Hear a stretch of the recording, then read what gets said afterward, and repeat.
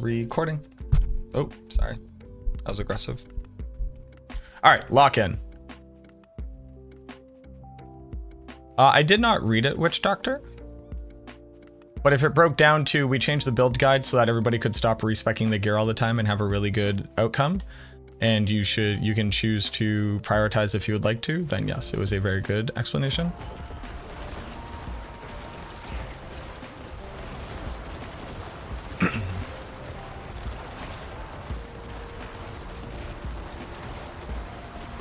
Big damage.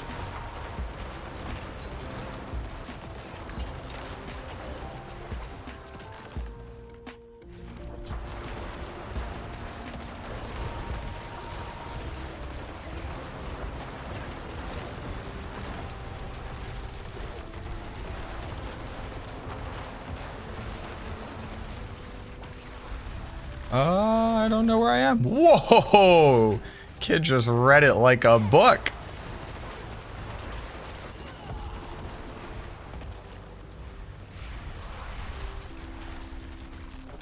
Hi. We're fighting now.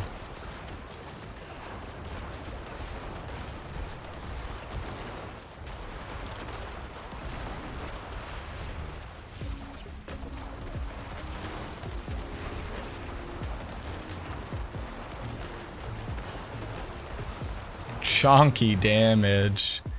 Big chonky damage, boys.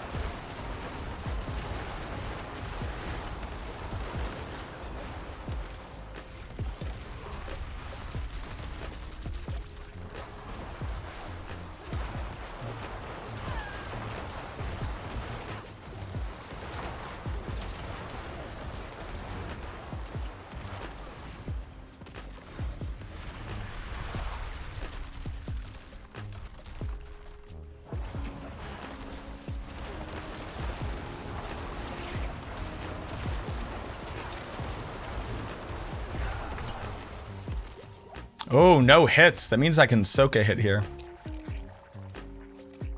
So the updated version with overpower uniques, I already did. That's currently in there right now.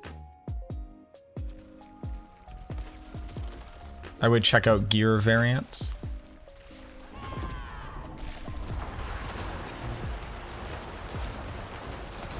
Called the bossing setup.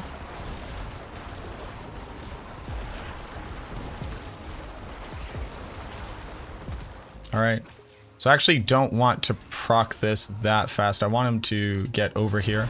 There we go. That's what we like. That gives me more time to punch him here. Okay.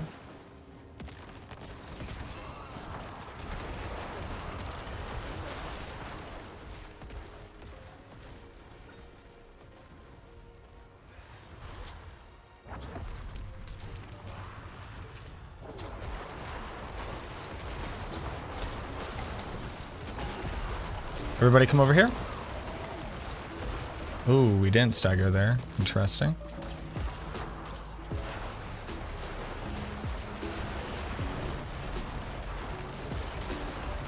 Big damage. Big damage. Okay. Where are we going this time?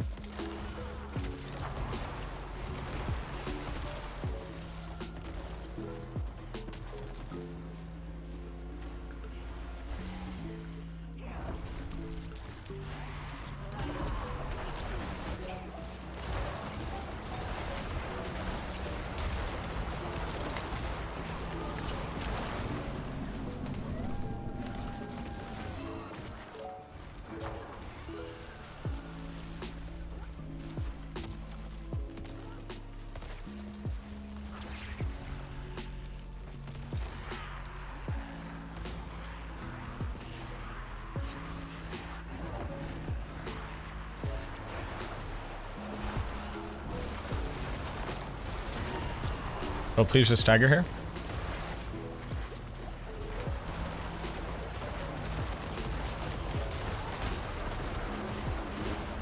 Dead? Easiest game on the planet. Oh my god. Easy. Well, we just killed Uber Lilith. It got super buffed this season. Now, obviously, I'm not the first person to do this by any means, but I think out of all of the accomplishments on this season's journey track, a lot of people are having trouble getting this down. And that's because they have drastically changed the fight. They have like wildly increased her scaling. And while this is going to sound weird or maybe even pretentious a little bit, they've actually made the fight easier for you to accomplish, except for the fact that you actually have a very competently built character with good gear to do it. It's infinitely more forgiving than it was before. You could actually see all the various effects on the ground. So I want to do, and I did this on my Blight Necromancer if that was not immediately clear. What I want to do is I want to just very quickly show you my gear, show the skill tree, show you the Paragon in case you haven't seen my build guide video, which I highly recommend checking out. Also, we have the endgame build guide on Maxroll right now with all this information. You can go take a look at it. And I'm just going to generally touch on some of the things I kind of like changed out a little bit to make this easier for me. For this character, I have been pushing at this point tier 98 pit. I can just barely get done if I were to get a good boss. So we're at 97 pit right now. We're not using Elixir of Holy Bolts, but that's just to give you an idea of the type of content that we're doing with this build. We have a fully masterwork Shaco with cooldown reduction on it. If you didn't have this, you could actually continue to use another aspect and use mobility on your boots, which would have been significantly better, especially during the second phase there. Essence per second and corpse explosion on the chest piece are definitely the most important things here. People are asking me all the time, how am I managing to just spam Blight the whole time?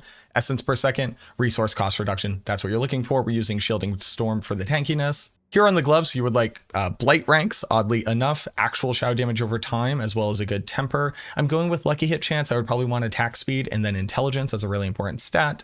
This is where we're putting Blighted. For the pants, more intelligence, survivability stats. This is where we're putting heart and bones. This is probably going to be the thing that isn't immediately apparent to other people. I'm using concussive strikes on my boots.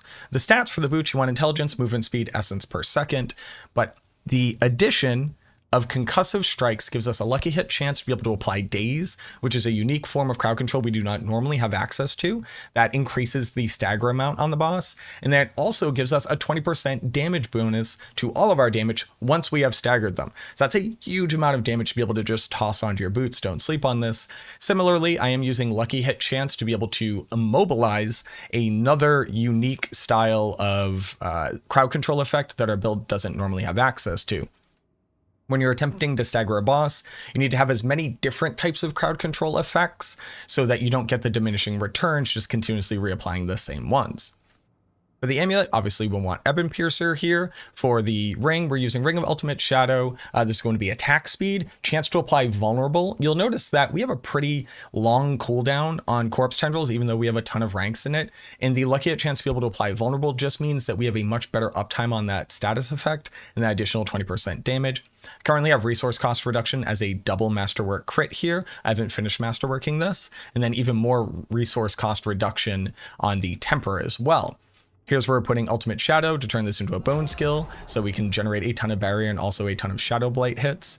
Obviously, Ring of the Sacrilegious Soul. I've successfully masterworked one time on corpse skills and got absolutely nothing out of it. Once I masterwork it again, I will get that +1 rank here, and then obviously you want a 1 second cooldown on all the effects.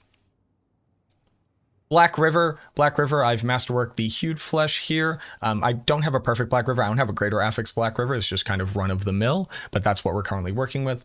And then for the cooldown, I have a greater affix masterworked cooldown reduction. I've only crit it one time. And then I have more resource cost reduction. And then this is where we're putting Damn for the damage multi. Book of the Dead.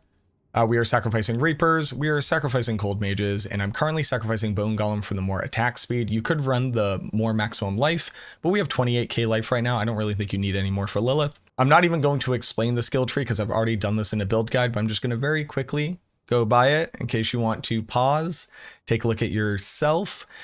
We do need to be able to take out 1 point probably from Grim Harvest, be able to put it into Blood Mist. If you do not have a Shaco, Shaco is giving us skill ranks to Blood Mist.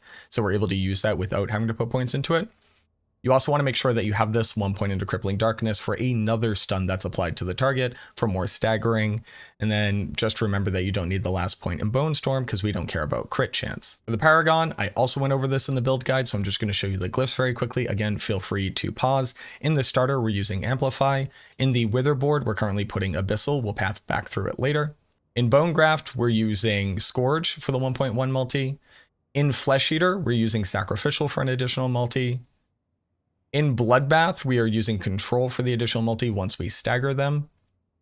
Coming back down into Wither, we want the DR as well as the additional maximum life, and then obviously picking up the Wither node. I currently have 32% chance and 158% damage multi. And then for the last board, we're using Scent of Death, and I currently have Darkness here. That's just for the great damage reduction that stays on the target as long as they're standing inside of our Darkness pools. But there you go. Again, thank you very much for watching. I really appreciate it. And hopefully this helps you to get this boss killed if and when you do it. As always, I look forward to seeing you in the next video.